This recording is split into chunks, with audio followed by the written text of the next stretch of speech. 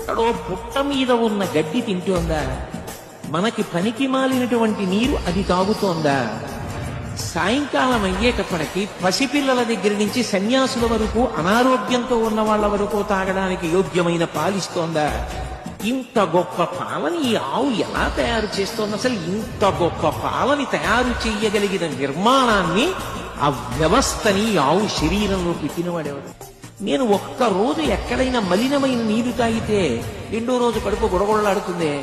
తల్లి లేని పసిపిల్లకి పట్టుకెళ్ళా పాలిస్తే పకపకా నవ్వి ఆరోగ్యంతో పిల్ల వృద్ధిలోకి వస్తుందా?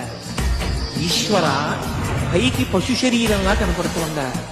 ఇంత అద్భుతమైన పదార్థం దాంట్లోంచి వస్తోందా?